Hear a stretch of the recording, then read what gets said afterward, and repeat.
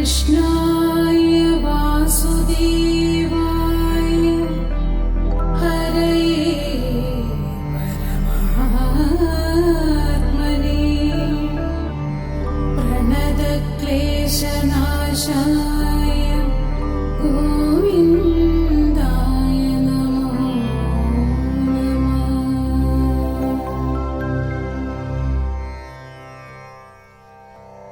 ഭാഗവത കഥകൾ 141.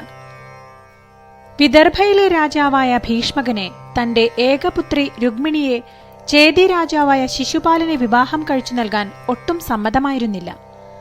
ആത്മപ്രശംസ ചെയ്യുന്ന ധിക്കാരിയും അഹങ്കാരിയുമാണ് ശിശുപാലൻ എന്ന് അദ്ദേഹത്തിന് തോന്നി. പക്ഷേ എതിർത്ത് കാര്യം തീരുമാനിക്കാൻ ഭീഷ്മകനെ കഴിയുമായിരുന്നില്ല. ശ്രീകൃഷ്ണനെ മാത്രമേ വിവാഹം കഴിക്കൂ എന്ന രുക്മിണിയുടെ തീരുമാനം ആര് വിചാരിച്ചാലും മാറുകയില്ല എന്ന് ഉറപ്പായതോടെ രുക്മി ഇപ്രകാരം ചിന്തിച്ചു തുടങ്ങി.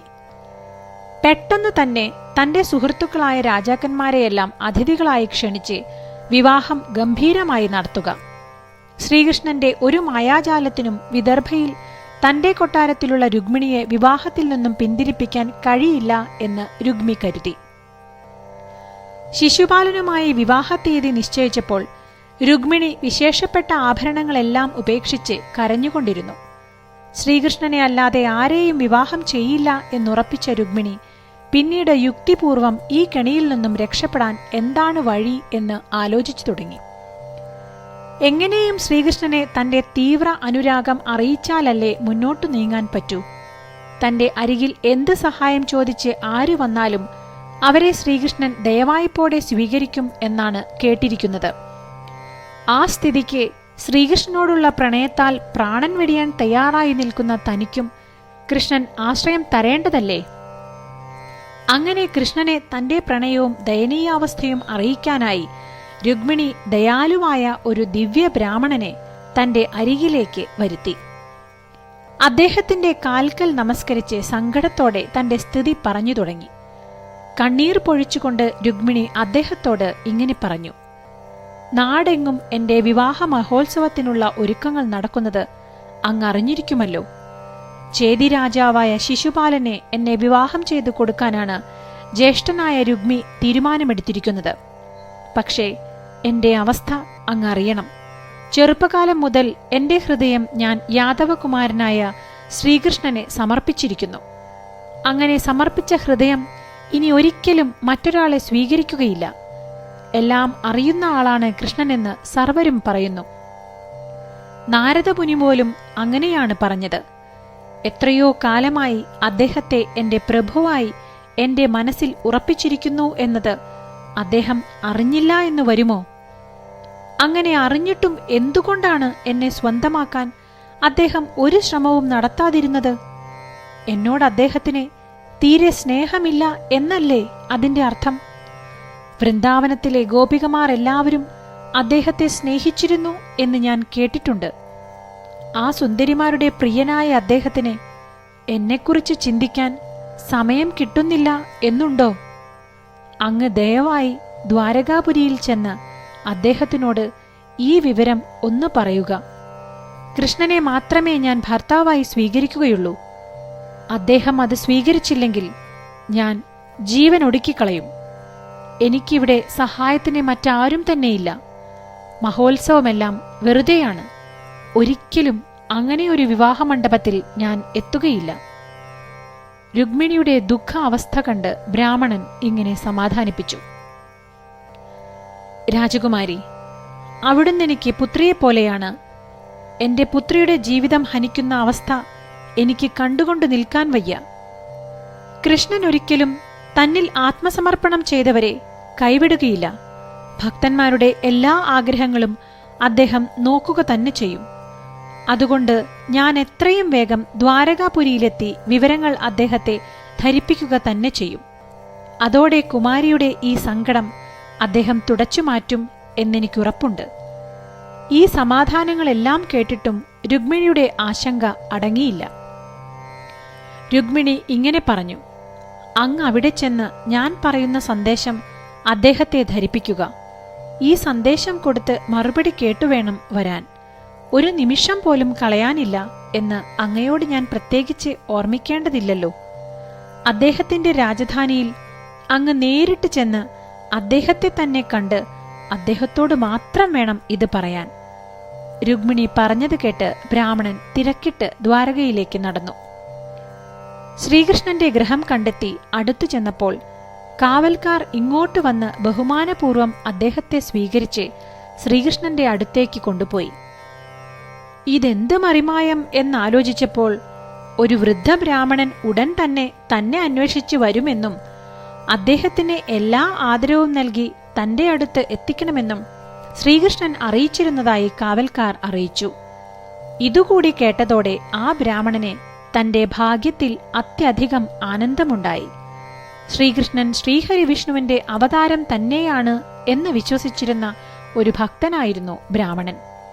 ദൂരെ നിന്നു തന്നെ ഒരു സ്വർണ സിംഹാസനത്തിൽ മയിൽപ്പീലി കിരീടവും ചൂടി അതിമോഹന രൂപമുള്ള ശ്രീകൃഷ്ണൻ ഇരിക്കുന്നത് കണ്ടു. ആനന്ദവിഹുലനായി അദ്ദേഹം ദണ്ഡനമസ്കാരം ചെയ്തു. ശ്രീകൃഷ്ണനാകട്ടെ തന്റെ സിംഹാസനത്തിൽ നിന്ന് എഴുന്നേറ്റ് അടുത്തു ചെന്ന് നമസ്കരിച്ചു. അനുഗ്രഹിക്കണമേ എന്ന് പ്രാർത്ഥിച്ചുകൊണ്ട് താമരപ്പൂ പോലുള്ള മൃദുകരങ്ങളാൽ ചേർത്തു പിടിച്ച് താൻ ഇരുന്ന സിംഹാസനത്തിൽ അദ്ദേഹത്തെ ഇരുത്തി. യാത്രാക്ഷീണം മാറ്റാനായി പരിചരണങ്ങൾ ആരംഭിച്ചു. പാനീയവും മധുപർക്കവും നൽകി ഉപചരിച്ച് ഭക്ഷണത്തിനു ശേഷം വിശ്രമിക്കാനായി പട്ടുമെത്ത വിരിച്ചു. അതിൽ കിടന്ന് വിശ്രമിക്കുന്ന വൃദ്ധ ബ്രാഹ്മണന്റെ കാലിൽ തലോടിക്കൊണ്ട് അദ്ദേഹം ഇങ്ങനെ ചോദിച്ചു: അങ്ങ് വളരെയധികം ദൂരത്തുനിന്നാണ് വരുന്നതെന്ന് അങ്ങയുടെ തളർന്ന മുഖത്തു നിന്ന് തന്നെ എനിക്ക് ഊഹിക്കാൻ കഴിയും. പുഴകളും കാടുകളും കടന്നുവന്ന് എന്റെ ഈ ദ്വാരകാപുരി ചുറ്റുമുള്ള ആഴമേറിയ കിടങ്ങും അങ്ങ് തരണം ചെയ്തു. അങ്ങനെയെല്ലാം ബുദ്ധിമുട്ടി അങ്ങ് എന്റെ അടുത്ത് എത്തിയെങ്കിൽ എന്തെങ്കിലും കാരണമുണ്ടാവുക തന്നെ ചെയ്യും. എന്താണ് അങ്ങയുടെ മുഖം വല്ലാതെ ആശങ്ക കൊണ്ട് ചുവന്നിരിക്കുന്നത്? അങ്ങയുടെ നാടെവിടെയാണ്? നാട്ടിലുള്ളവരെല്ലാം ധർമ്മിഷ്ഠരല്ലേ?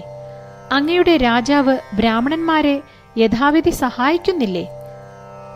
സമ്പത്തിൽ അത്യാർത്ഥിയില്ലാത്ത ബ്രാഹ്മണനെ ഇതുപോലെ ആശങ്ക തോന്നണമെങ്കിൽ എന്തോ പ്രശ്നമുണ്ടായിട്ടുണ്ട് എന്നതുറപ്പാണ്. അങ്ങ് എന്റെ അടുത്തു വന്നത് എന്തിനാണെന്ന് പറയൂ. എന്ത് സേവയാണ് ഞാൻ അങ്ങേക്ക് ചെയ്തു തരേണ്ടത്? അത് എന്തുതന്നെയായാലും ഞാൻ സന്തോഷത്തോടെ ചെയ്യുക തന്നെ ചെയ്യും. ചെയ്യാനുള്ളത് രഹസ്യ സ്വഭാവമല്ലെങ്കിൽ എന്നോട് പറയൂ. ഈ പ്രായത്തിൽ ഇത്രയേറെ ക്ഷീണിപ്പിക്കുന്ന യാത്ര ചെയ്യാൻ അങ്ങയെ ആരാണ് പ്രേരിപ്പിച്ചത്? വിശ്വസിക്കുന്നവരെയും ആശ്രയിക്കുന്നവരെയും ഞാൻ കൈവിടാറില്ല. എന്താവശ്യമാണെന്ന് അങ്ങേക്ക് എന്നോട് തുറന്നു പറയാം. ശ്രീകൃഷ്ണന്റെ ഈ പരിചരണത്തിലും സ്നേഹം തുളുമ്പുന്ന വാക്കുകളിലും സന്തുഷ്ടനായ ബ്രാഹ്മണൻ തൊഴുകൈകളോടെ ഇങ്ങനെ പറഞ്ഞു: ഭഗവാനെ, അങ്ങ് ഈ പ്രപഞ്ചത്തിന്റെ മുഴുവൻ പ്രഭുവാണെന്ന് ജ്ഞാനികൾ വിളംബരം ചെയ്യാറുണ്ട്. അങ്ങയുടെ ഈ ചോദ്യങ്ങളെല്ലാം വെറും ഉപചാരമാണെന്ന് എനിക്കറിയാം. സർവജീവജാലങ്ങളുടെയും അന്തര്യാമിയായ അങ്ങേക്ക് അറിയാത്തതായി ത്രിഭുവനങ്ങളിൽ ഒന്നും തന്നെയില്ല. അങ്ങനെയുള്ള അവിടുന്ന് എന്നെ ഇത്രയേറെ പരിചരിക്കുകയും വരവിന് കാരണം ചോദിക്കുകയും ചെയ്തല്ലോ.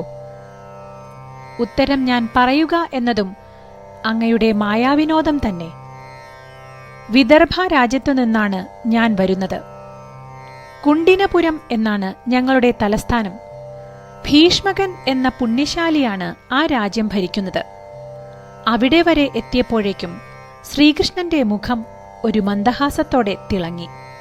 ബ്രാഹ്മണൻ വീണ്ടും തുടർന്ന് പറഞ്ഞു: ഭീഷ്മക രാജാവിന് 5 പുത്രന്മാരാണ് ഉള്ളത്. രാജാവ് ഭീഷ്മകനാണെങ്കിലും കൈക്കരുത്തുകൊണ്ട് കനിഷ്ഠപുത്രൻ രുഗ്മിയാണ് രാജ്യകാര്യങ്ങൾ തീരുമാനിക്കുന്നത്. രാജാവിന് ഒരു പുത്രി മാത്രമാണ് ഉള്ളത്, അതിസുന്ദരിയായ രുഗ്മിണി എന്ന കുമാരി. അവൾക്ക് വിവാഹപ്രായമെത്തി എന്ന് തോന്നിയപ്പോൾ അദ്ദേഹം അവൾക്ക് വിവാഹം തീരുമാനിച്ചിരിക്കുന്നു. ശ്രീകൃഷ്ണൻ വീണ്ടും സാഗൂതം നോക്കിക്കൊണ്ടിരുന്നു. യാതൊന്നും ചോദിക്കാതെ മന്ദഹാസത്തോടെ തന്നെ നോക്കിയിരിക്കുന്ന ശ്രീകൃഷ്ണനെ സൂക്ഷിച്ചു നോക്കി ബ്രാഹ്മണൻ തുടർന്നു ചോദിച്ചു: അങ്ങ് കേട്ടിട്ടുണ്ടോ രുക്മിണിയെക്കുറിച്ച്? അങ്ങാണ് തനിക്ക് ഏറ്റവും യോജിച്ച വരനെന്ന് വിചാരിച്ച് അവൾ അവിടെ ജീവൻ വെടിയാൻ നിൽക്കുകയാണ്. അത്രയും കേട്ടപ്പോൾ ശ്രീകൃഷ്ണൻ വിടർന്ന മുഖത്തോടെ ചോദിച്ചു, ഞാനാണോ രുക്മിണിക്ക് യോജിച്ച വരൻ? മഹാരാജാവ് എനിക്ക് രുക്മിണിയെ വിവാഹം കഴിച്ചു തരുവാൻ തീരുമാനിച്ചിരിക്കുന്നുവെന്നോ? അങ്ങനെയെങ്കിൽ എന്തുകൊണ്ടാണ് ഔദ്യോഗികമായി എന്നെയോ എന്റെ അച്ഛനെയോ ഈ കാര്യം വിദർഭയിൽ നിന്ന് അറിയിക്കാത്തത്? അഥവാ അങ്ങനെ അറിയിക്കാനുള്ള രാജദൂതനാണോ അങ്ങ്? ശ്രീകൃഷ്ണന്റെ ചോദ്യം കേട്ട് ബ്രാഹ്മണൻ ഇങ്ങനെ മറുപടി പറഞ്ഞു, അല്ല പ്രഭോ, ഞാൻ രാജാവിന്റെ ദൂതനല്ല. അങ്ങനെയാണെങ്കിൽ ഞാൻ രാജരഥത്തിലല്ലേ വരുമായിരുന്നുള്ളൂ. രാജാവിന്റെ പുത്രിയുടെ ദൂതനാണ് ഞാൻ. പുത്രിയുടെ ദൂതനോ? ശ്രീകൃഷ്ണന്റെ മുഖത്തെ മന്ദഹാസം പതിയെ മാഞ്ഞു തുടങ്ങി. അദ്ദേഹം ഗൗരവത്തോടെ ചോദിച്ചു, ഇത് വിചിത്രമായിരിക്കുന്നുവല്ലോ. വിദർഭനന്ദിനി ഇപ്രകാരത്തിൽ എനിക്ക് ദൂതനെ അയക്കാൻ എന്താണ് കാരണം? ബ്രാഹ്മണൻ വിശദീകരിച്ചു. ഭീഷ്മക രാജാവിന്റെ ആഗ്രഹം തന്റെ പുത്രിയെ അങ്ങയുടെ വധുവായി നൽകണമെന്നായിരുന്നു. എന്നാൽ രുക്മി ചേതി രാജാവായ ശിശുപാലനെയാണ് തന്റെ സഹോദരിക്ക് വരനായി കണ്ടെത്തിയത്.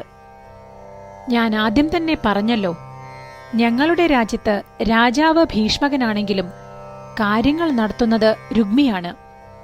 അതുകൊണ്ട് തന്നെ ആ ഇഷ്ടത്തിനെതിരെ ശബ്ദിക്കാൻ ഒന്നും അവിടെ ആർക്കും ധൈര്യമില്ല. ശ്രീകൃഷ്ണൻ ഇങ്ങനെ ചോദിച്ചു, അങ്ങ് പറയുന്നു രുക്മിണി മനസ്സിൽ എന്നെയാണ് വരനായി വച്ചിരിക്കുന്നത് എന്ന്. അങ്ങനെ മനസ്സുകൊണ്ട് എന്നെ വരിച്ച ഒരു കന്യകയെ എങ്ങനെയാണ് മറ്റൊരാൾക്ക് വിവാഹം ചെയ്തു കൊടുക്കുക? കന്യകയുടെ സമ്മതമില്ലാതെ വിവാഹം നടത്തുന്നത് എങ്ങനെയാണ് ധർമ്മമാവുക? രാജാവ് എങ്ങനെയാണ് ഈ വിവാഹത്തിന് സമ്മതിക്കുക? അങ്ങനെയെങ്കിൽ കുമാരി ദൂതനെ അയച്ചത് ഏറ്റവും ഉചിതം തന്നെ. ബ്രാഹ്മണൻ വീണ്ടും പറഞ്ഞു, ഞാൻ പറഞ്ഞല്ലോ, രാജാവ് ഭീഷ്മകനും അങ്ങയെയാണ് ആഗ്രഹിക്കുന്നത്. പക്ഷേ രുക്മി നേരിട്ട് വിവാഹ വിളംബരം പോലും നടത്തിക്കഴിഞ്ഞു. ശ്രീകൃഷ്ണൻ വീണ്ടും ചോദിച്ചു, ഇതിൽ അങ്ങ് എന്നെ വന്ന് കണ്ടതുകൊണ്ട് എന്താണ് മാറ്റമുണ്ടാവുക? ആ ചോദ്യത്തോടെ ബ്രാഹ്മണൻ ദുഃഖത്തോടെ ഇങ്ങനെ പറഞ്ഞു, പ്രഭോ, അങ്ങേക്ക് അവളുടെ അനുരാഗം അറിയുക തന്നെ ചെയ്യാം എന്നെന്റെ മനസ്സ് പറയുന്നു. നന്നേ ചെറുപ്പം മുതൽ എനിക്കറിയാം ഞങ്ങളുടെ രാജകുമാരിയെ. ആ കാലം മുതൽ തന്നെ ആ കുട്ടി അങ്ങയിൽ അനുരുക്തയാണ്. അതെന്റെ ഊഹം മാത്രമല്ല, എന്നെ കൊട്ടാരത്തിലേക്ക് വിളിച്ചുവരുത്തി കുമാരി അത് എന്നോട് പറഞ്ഞിരിക്കുന്നു.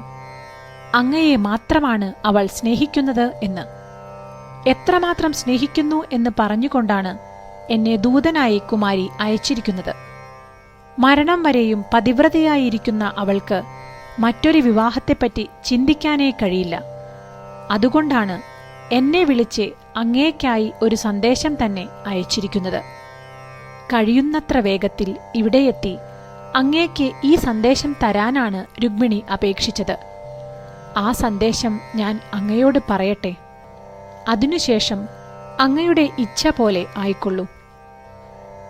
ശ്രീകൃഷ്ണൻ കൗതുകത്തോടെ രുക്മിണിയുടെ സന്ദേശം കേൾക്കാൻ തയ്യാറായി. രുക്മിണിയുടെ സന്ദേശം കേട്ട ശ്രീകൃഷ്ണൻ രുക്മിയെ നേരിട്ടതെങ്ങനെ? ആ കഥ നാളെ.